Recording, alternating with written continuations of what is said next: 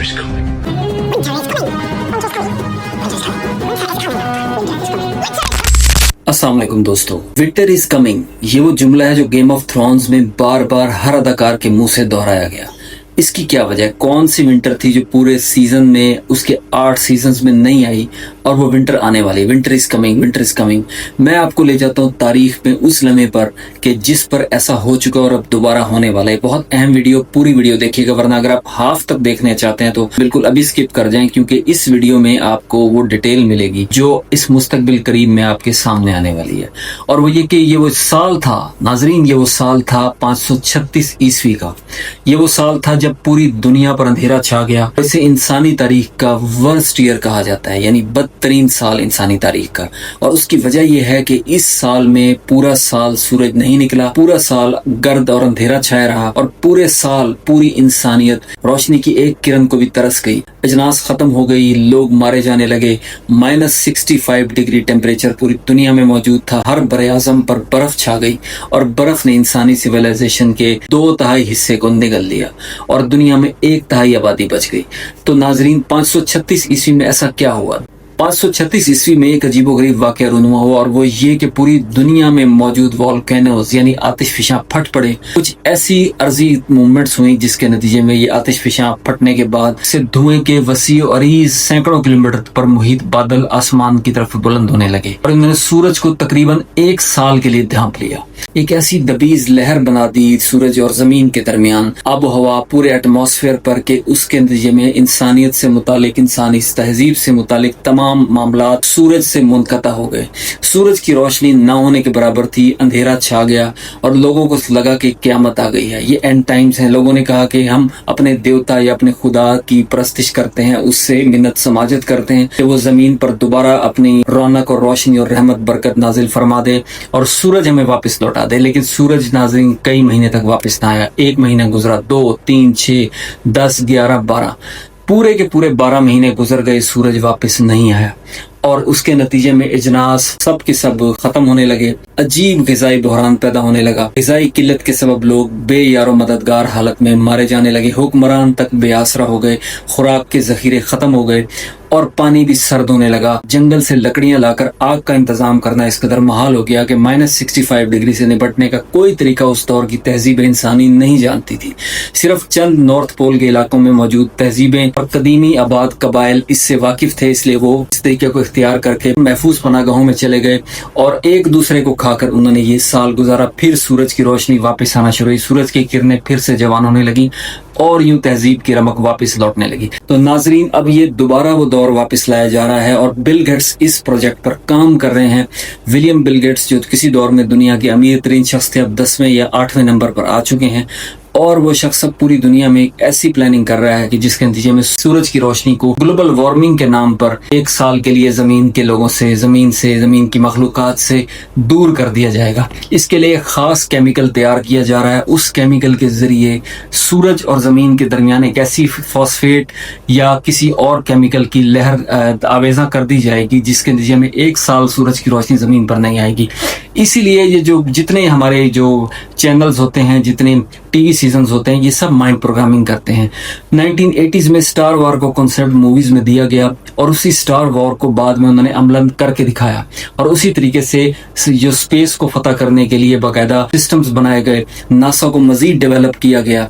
तो बिल्कुल जो वो दिखाते हैं पर्दा स्क्रीन पर वो होकर रहता है, वो उसे करते हैं। प्रेडिक्टिव प्रोग्रामिंग होती है जिसका मकसद ये होता है कि इंसानों को पहले से बता दिया जाए कि ये तो होकर रहेगा, तुम कुछ भी कर लो, ये होकर रहेगा। इस तरह इंसान रेजिस्टेंस करना, मुज़ाहमत करना तर्क कर देता है और वो वाक़या आराम से वकूअ पज़ीर होने दिया जाता है। ये उनका प्लान है और खुफिया लॉबीज का दुनिया में अपने न्यू वर्ल्ड ऑर्डर के क़याम से पहले इंसानी आबादी को भूख और अफलास के जरिए हलाक करना है और उसके लिए ग्लोबल वार्मिंग का ड्रामा घड़ा गया।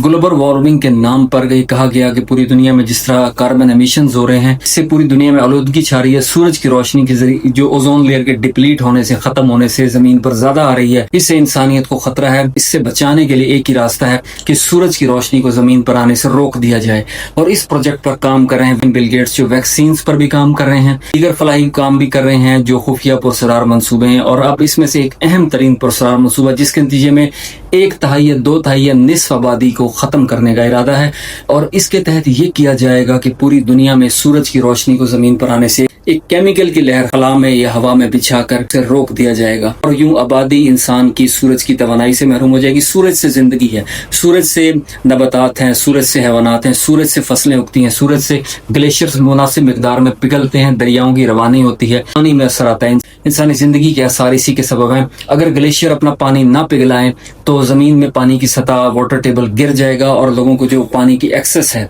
वो नहीं होगी उनकी, और इसके नतीजे में लोग प्यास से मारे जाएंगे। अगर ग्लेशियर्स नहीं पिघलेंगे, फसलों को पानी नहीं मिलेगा, सूरज की रोशनी नहीं मिलेगी, फोटोसिंथेसिस नहीं होगा, तो जितनी भी अजनास हैं वो उगना बंद हो जाएंगी, गंदम गल्ला शॉर्ट हो जाएगा। और गेम ऑफ थ्रोन्स 2011 में शुरू हुआ और 2018 तक इसके 8 सीजन्स लॉन्च हुए और 8वें सीजन में उन्होंने दुनिया में देवमलाई कुव्वत के जरिए से और बाकायदा एक तहजीब को तबाह होते दिखाया। और उसमें उन्होंने ये बात बार बार कही, हर सीजन में हर अदाकार से ये बात बार बार कहलाई गई, विंटर इज कमिंग। धूप का भी मौसम होता था सीन में तो वहां पर कहा जाता था विंटर इज कमिंग।